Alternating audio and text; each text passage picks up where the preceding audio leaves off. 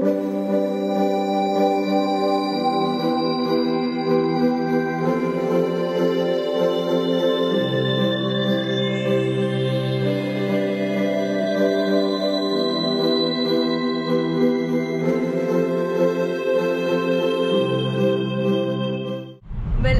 2রা জানুয়ারি আর এখন বাজে ঘড়িতে 1:45 আর আমি আর শুভেন্দু এই যে বেরিয়ে পড়েছি।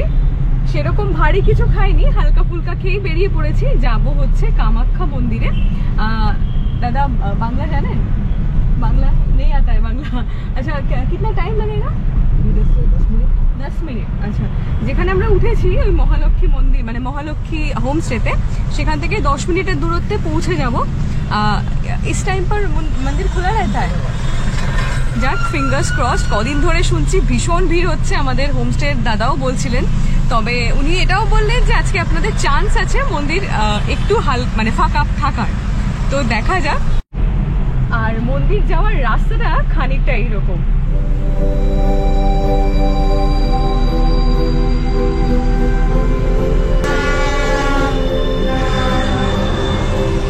এদিক থেকে আমি ট্রেনও যাচ্ছে। গুয়াহাটি শহরটা কিন্তু সত্যি বলছি বেশ পরিচ্ছন্ন এখন অবধি যতটুকু চোখে পড়েছে। আর তবে আর একটা জিনিস যেটা খুব কমন শহরাঞ্চলে, সেটা হচ্ছে ট্রাফিক। যখন আজকে এয়ারপোর্ট থেকে ফিরছিলাম বেশ ভালো ট্রাফিক ছিল। এখন ওই 1:05 এরম টাইমে মোটামুটি কিন্তু রাস্তায় ট্রাফিক রয়েছে।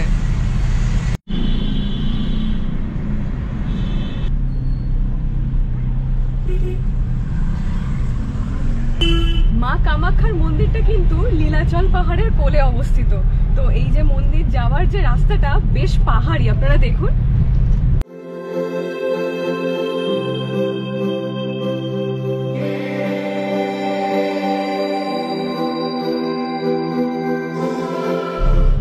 আজ 2রা জানুয়ারি 2024। কামাখ্যা মন্দিরে যেতে যেতে ছোট্ট করে একটু ওয়েদার আপডেটটা দিয়ে দিই। সেটা হচ্ছে যে অনেক সময় বেড়াতে গেলে, বিশেষ করে শীতের সময় শীতের জায়গায় বেড়াতে গেলে একটা মনে হয় যে কিরকম জামা কাপড় নেবো, কিরকম ঠান্ডা হবে, কিরকম ওয়েদার হবে। তাই যারা প্ল্যান করছেন অ্যাকর্ডিংলি প্ল্যান করতে পারেন। আজকে 2 তারিখ, যেরকমটা বললাম, এখন এই মুহূর্তে গুয়াহাটির টেম্পারেচার কিন্তু 24 ডিগ্রি। তো আমি এরকম একটা ঢাউস জ্যাকেট পরেছি বলে ভাববেন না খুব ঠান্ডা। এটা পরেছি, কিছু করার নেই, কারণ সন্ধ্যের পরে ঠান্ডাটা বাড়বে। তো সেই জন্য আমি একটা পাতলা এরকম পুলোভার একটা পাতলা পুলোভারের ওপর একটা হাফ স্লিভ পাফ জ্যাকেট পরেছি। তবে পাফ জ্যাকেটটা খুলে দিলেও কমফোর্টেবল লাগবে, কোনো অসুবিধা হবে না।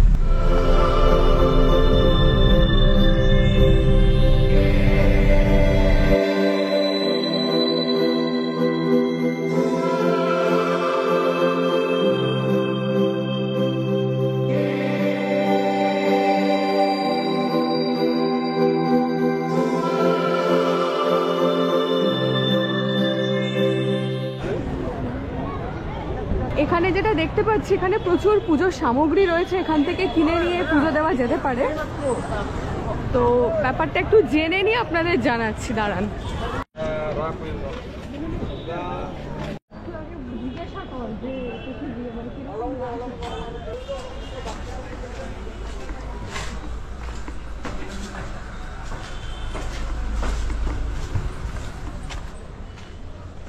জেনারেল কিউ কি ফাঁকা না ভিআইপি কাটতে হবে? জেনারেল কিউ কি ফাঁকা না ভিআইপি কাটতে হবে?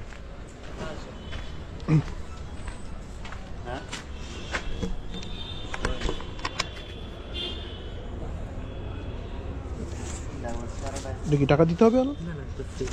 আচ্ছা, ফাঁকা আছে, এটার কোনো টাকা লাগলো না। হ্যাঁ, এটা দিয়ে না সোজা যাব, সোজা। তো কুপন তো নেওয়া হয়ে গেল, এবার ওই পুজোর ডালা সামান্য কিছু দেখি কতটা হাঁটতে হয় এদিকে।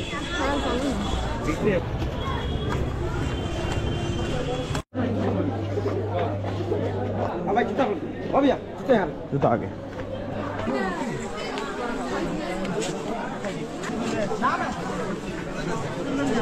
এটা অরিজিনাল মাওয়ার পেরা। আচ্ছা, এটা কতদিন ঠিক থাকবে? এটা মিনিমাম 7 দিন থাকবে। আর একটু বেশি দিন ঠিক থাকবে কোন সব মিষ্টি আছে? মিষ্টির মধ্যে সুখা এগুলো কি দাম আছে? যেগুলো 50 টাকা, এগুলো 70 টাকা। না আমাকে তুমি বলো দাদা, সেটা হচ্ছে যে মাকে কি আমি নিজে দিতে পারবো না ওখানে পূজারি পড়াবে। নিজে দিতে পারবে। নিজে দিতে পারবো? যদি পূজারি যদি নাও তাহলে পূজারি তোমার কামগুলো করবে, পূজারি আমি নেবো না, আমরা নিজেরাই তাহলে আছি। নিজে করতে পারবে।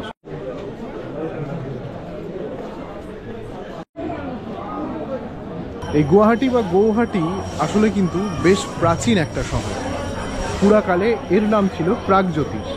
মনে করা হয় যে ভারতবর্ষে জ্যোতিষ চর্চা অর্থাৎ ভাগ্য নির্ধারণ, ভাগ্য দেখা, কুষ্টি বিচার, ঠিকুজি তৈরি, সেগুলোর কিন্তু যে কালচার সেটা শুরু হয়েছিল এই গুয়াহাটি বা গৌহাটি থেকে। এই কামরূপকে 1786 সালে মায়ানমারের অহোম রাজা তার রাজধানী হিসেবে বেছে নেয়। এবং মনে রাখতে হবে মুঘল সময়ে এই নর্থ ইস্ট কিন্তু একটি স্বাধীন রাজ্য ছিল, মুঘলরা এটা দখল করতে পারেনি।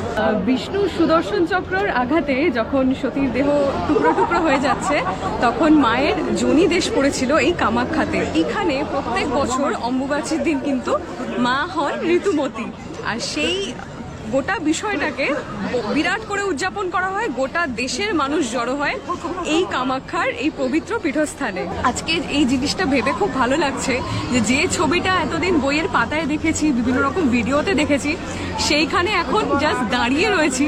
মানে বলতে বলতে সত্যি গোটা গায়ে কাঁটা দেওয়ার মতো। ভারতবর্ষের মধ্যে যে সমস্ত জায়গাকে তন্ত্র সাধনার পীঠস্থান ধরা হয় তার মধ্যে কামাখ্যা কিন্তু খুবই গুরুত্বপূর্ণ একটা জায়গা, এবং এখানে প্রচুর সন্ন্যাসী প্রত্যেক বছর আসেন এবং দীর্ঘদিনের, মানে তন্ত্র সাধনতা একদিনের ব্যাপার নয়, একটা দীর্ঘ প্রক্রিয়া, দীর্ঘদিনের ব্যাপার। তো এখানে থাকেন এবং তন্ত্র সাধনা করেন। এবং আরও সব থেকে গুরুত্বপূর্ণ যে বিষয়টা, যেটা আমরা বেনারসে দেখেছিলাম, এখানেও কিন্তু অঘরীরা রয়েছেন, যেটা আমি শুনেছি। এখনো ভেতরে মন্দিরের মেন জায়গাটাতে এখনো পৌঁছয়নি। অঘরীরাও কিন্তু এখানে সারা বছর থাকেন এবং সাধনা করেন।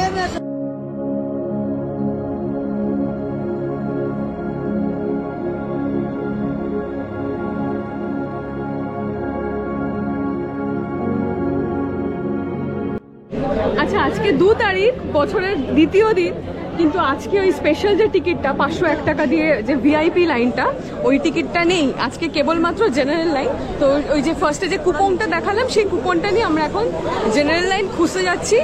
সেখানে এই মুহূর্তে বিরাট কর্মকাণ্ড, দেখা যাক কতক্ষণে মায়ের দর্শন পাওয়া যায়। আচ্ছা, জেনারেল কুপন কেটে এরকম একটা জায়গায় এসেছি। দেখুন, এটা বেশ বড় সড়ো হলঘর এবং চারপাশে প্রচুর পুণ্যার্থী এখানে বসে বসে অপেক্ষা করছেন মায়ের দর্শনের জন্য। এই সিস্টেমটা কিন্তু আমার ভীষণ ভালো লাগলো, কারণ যারা বয়স্ক মানুষ আছেন, দীর্ঘক্ষণ দাঁড়াতে অসুবিধা, তাদের জন্য কিন্তু এই সিস্টেমটা ভীষণই কাজের। এবং সব মন্দিরে এটা চালু করা উচিত। এবার ব্যাপারটা হয় কি, মানে এখানে মানে পুণ্যার্থীর প্রেশারটা যথেষ্ট বেশি, আমি যা বুঝতে পারছি। আজকে প্রচণ্ড ভিড়, তার মানে আক্ষরিক অর্থে যেদিন প্রচণ্ড ভিড় হয় সেদিন তাহলে কত ভিড় হয়। তো সেদিক থেকে দেখতে গেলে এই সিস্টেমটা আমার খুব ভালো লাগলো। আমরা সবাই এখানে বসে আছি, অসংখ্য মানুষ বসে আছে সবাই মিলে। এখন মন্দির গর্ভগৃহ বন্ধ আছে, তো ভেতরে যারা ছিলেন এখানে প্রচুর পান্ডা, কিন্তু খুব ভালো লাগলো যেটা কোনো পান্ডা কিন্তু কোনো রকমভাবে জোর জবরদস্তি করছে না পুজো দেওয়ার জন্য, পুজো দেওয়ানোর জন্য। তো এখানে আমরা যেমন কোনো পান্ডা নিইনি, নিজেরাই ডালা কিনেছি, নিজেরাই পুজো দেব। তো এখন যেটা করব সেটা হচ্ছে কেবলই অপেক্ষা। তো ওখানে ভেতরে একজন পান্ডা বললেন যে আপনাদের যত দেরি হোক, সন্ধ্যে 6টা বাজুক, গর্ভগৃহে মূল যে শিলাটা সেইটার দর্শন হবে।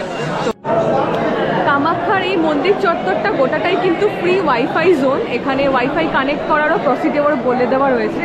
আর এখানে কিন্তু অনবরত চা, পেয়ারা এগুলো সমস্ত বিক্রি হচ্ছে ন্যাচারালি। যাদের আপনাদের মনস্কামনা রয়েছে উপবাস থেকে মায়ের পুজো দেওয়ার, সেটা আলাদা বিষয়। কিন্তু অনেকেই আছেন যারা আমার মতো বেশিক্ষণ খিদে সহ্য করতে পারে না, তাদেরও এখানে কোনো অসুবিধা হবে না। আমি দূরে এই দাদাকে দেখতে পেয়েছি, উনি পেয়ারা বিক্রি করছেন, তো একটা পেয়ারা খাবো। এই একটা খুব বড় সাইজের পেয়ারা, 70 টাকা দাম নিল। এটা পেয়ারা না কুমড়ো? খুব বড়। তো মোটামুটি দুপুরবেলা তো কিছু খেতে হবে, তো এটা আজকের মতো আমাদের লাঞ্চ।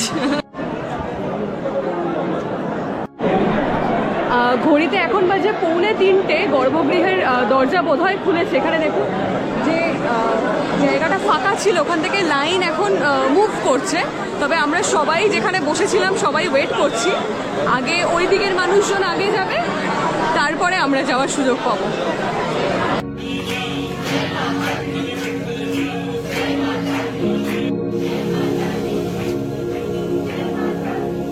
একটা জিনিস দেখতে ভালো লাগলো যে এন্টায়ারলি বেঞ্চ করা আছে, যখন ইচ্ছে যে কেউ বসতে পারে।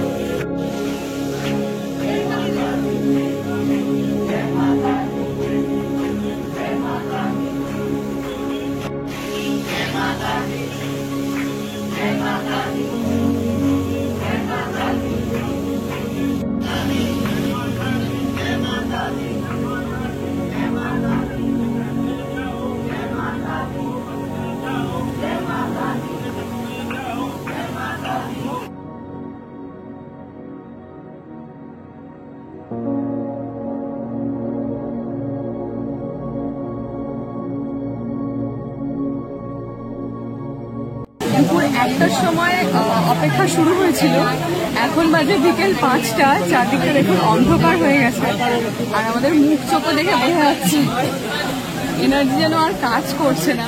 এই পয়েন্ট থেকে এবার শুরু হচ্ছে একটা সিঁড়ি। এবার এই সিঁড়িতেও সবাই লাইন দিয়ে অপেক্ষা করছে, কখন শেষ হবে এই অপেক্ষা।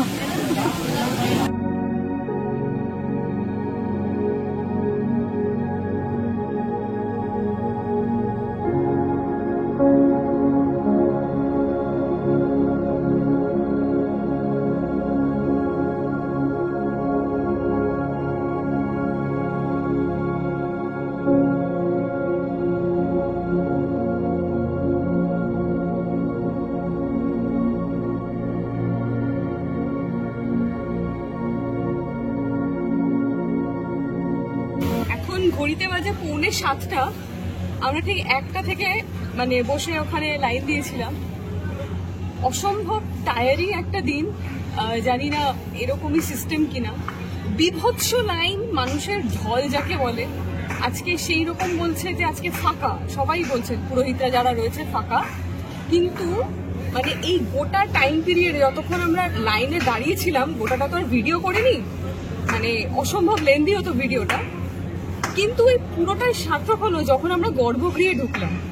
এখানে 2 রকম দর্শনের বন্দোবস্ত আছে। এক তো আপনি মুখ দর্শন যেটাকে বলছে, মায়ের একটা প্রতিমা আর কি সিংহাসনে বসানো, সেইটা দরজার বাইরে থেকে পুরোহিত মন্ত্র বলে দেবেন, আপনি পুজো দিতে পারেন, বা আপনি কেবল দর্শন করতে পারেন কোনো পান্ডা ছাড়া। আর একটা হচ্ছে যেটা আমরা করলাম এই এতক্ষণ লাইন দিয়ে, এটা হচ্ছে গর্ভগৃহে প্রবেশ। গর্ভগৃহের আবহটা আমি মানে বলে বোঝাতে পারবো না, মানে আমার এখনো গায়ে কাটা দিচ্ছে। ভেতরটা ঘুটঘুটে অন্ধকার, মানে জাস্ট মানুষের মুখ দেখে আইডেন্টিফাই করা যাচ্ছে না, এতটাই অন্ধকার। একটা এরকম ডিপ কুয়ো মতো করা, বেশ অনেকটা ডিপ। ওইখানে একটা জল রয়েছে, সেই জলটা ছুঁয়ে স্পর্শ করে মাথায় দিতে বলছেন পুরোহিতরা। আর অদ্ভুতভাবে সেখানেও কিন্তু কোনো রকম কিছু পুরোহিতরা চার্জ করছেন না, আপনি খুশি হয়ে যেটা দেবেন সেটাই। তো এত মানে কষ্টের পর এত সুন্দর দর্শন করে না, মানে মনটা কিরকম বলবো, আজকে সারাটা দিন মানে গোটা দিনটাই আমাদের এই কামাখ্যার মন্দিরেই কেটে গেল। এবং জীবনে যে কটা খুব মেমোরেবল দিন আমরা সংগ্রহ করেছি তার মধ্যে এইটা আজকে অ্যাড হলো। কি শুভেন্দু তাই বলবে তো? ভীষণ, মানে আমি কখনো আমার মনে পড়ে না যে এত লম্বা, মানে প্রায় 7 ঘন্টা প্রায় হয়ে গেল। হ্যাঁ, 7 ঘন্টা ধরে লাইনে থেকে কোনো পুজো দিয়েছি বলে আমার মনে পড়ে। সত্যি কথাই। এবং গর্ভগৃহে যেটা আরেকটা অ্যাড অন আমি করে দিই, সেটা হচ্ছে ওই যেখানে জল সেখানেই কিন্তু যে বলে যে জনি যে মূর্তিটা সেটা সেখানেই আছে। হ্যাঁ, এবং সেটা ভিজিবল নয়, না সেটা ভিজিবল নয়, কিন্তু প্রচুর সেখানে ফুল রয়েছে, ফুল রয়েছে, আর প্রচুর চেলি, এই যে লাল লাল কাপড়গুলো সেগুলো সমস্ত দিয়ে ঢাকা রয়েছে। বাট ভেতরটা কিরম লাগলো বলো শুভেন্দু? ভেতরের আবহ ভীষণ সুন্দর। এবং যিনি পুরোহিত ছিলেন তাকে আমি বললাম যে আমি কোথায় মানে হাত দেবো, কোথায় প্রণামটা করবো পাচ্ছি না। হ্যাঁ, উনি আমার হাতটা ধরে মূর্তিটা ধরিয়ে দিলেন, ধরে প্রণাম। আর ওই জলটা ছুঁয়ে জলটা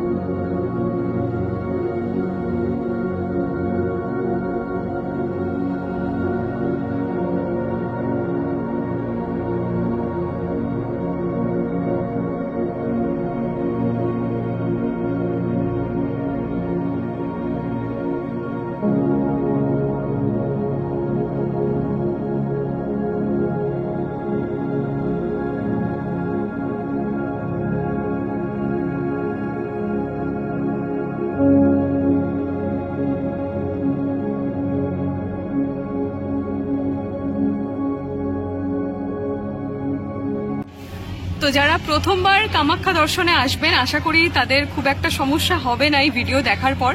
তবুও যদি কোনো কোয়ারিজ থেকে থাকে আপনারা কমেন্ট করে অবশ্যই জানাবেন, আমরা জানলে সাধ্যমতো আপনাদের জানাবো। আর সত্যি বলতে আজকের দিনটা ভীষণ মেমোরেবল হয়ে থাকলো আমাদের জন্য।